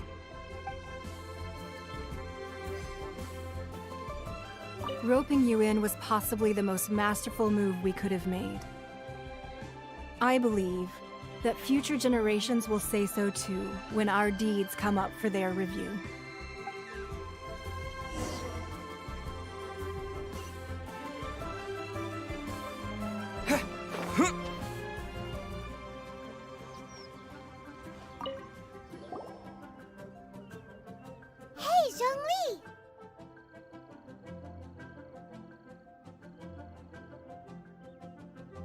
Look at this. Everyone in Liyue is caught up in their emotions, thinking that they'll never see Rex Lapis again. And here you are looking all relaxed. Why would I not feel more at ease after laying down the burden I have borne for 3,700 years? Right. If the two of you can spare the time, I should treat you to a meal at the Xinyue kiosk. Ha! That sounds like big talk, Zhongli. Paimon might have believed you if you were treating us to some third-round knockout, but you'd have to pay out your nose just to stand inside Xinyue kiosk. Are you sure you can afford it? You're right. I do lack the Mora. But why would Morax lack Mora? As the Rex Lapis Morax, I can easily create Mora. But since I have chosen to walk this earth as the mortal Zhongli, I should abide by the same rules that mortals do. When I was journeying with you, though I still had the Gnosis in hand, I knew that I must soon retire from my role as an Archon, so I had to rehearse a little for my new life.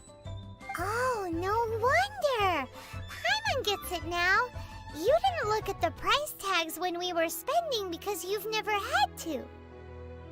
But since you weren't used to not being able to just make more Mora as and when you wanted to, you had to try becoming a parasite to society who lives off of other people's credit. Well, we were only spending Fatui money. You don't have to say it like that. In the City of Commerce, we do not merely exchange money or goods. We also exchange knowledge, memories, and foresight, as well as positions, roles, and lives. The Archon Morax could never experience life as the true mortal Zhongli could, no matter how many times he descended to be with his people. I must thank you for that. I will treasure the memories that I made as Zhongli, traveling the streets of Liyue with you. That is true.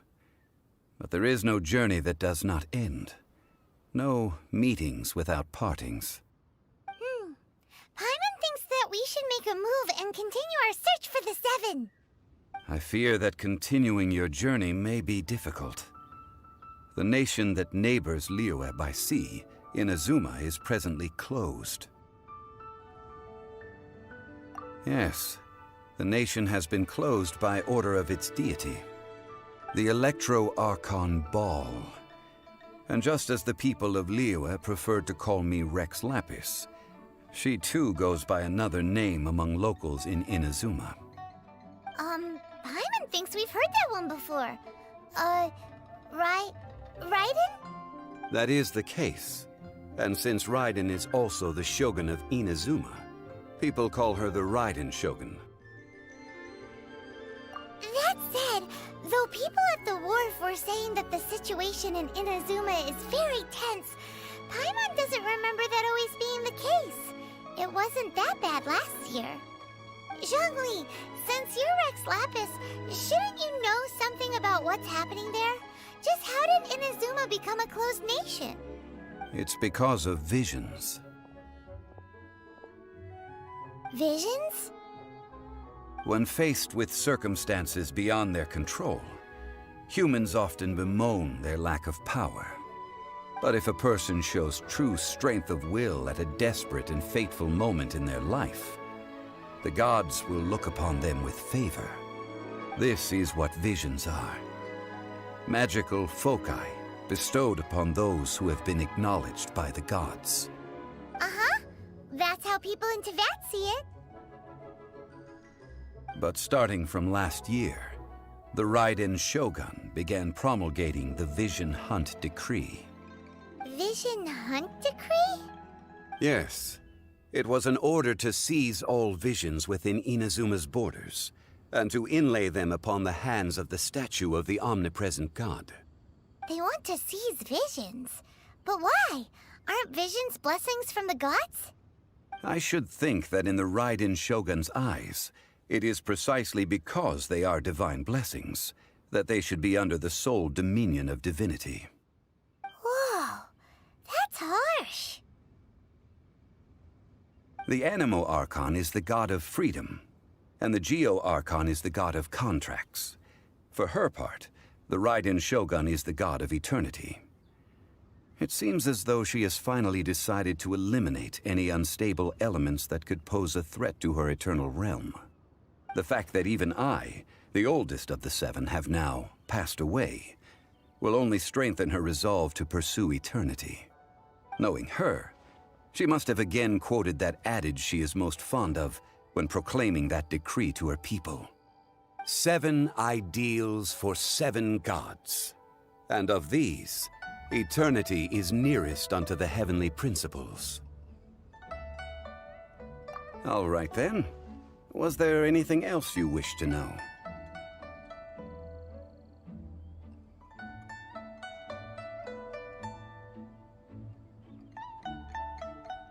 Well then, I suppose you'll have to find a way to get inside this closed nation. Have patience. I suspect that some serendipity must first come into play.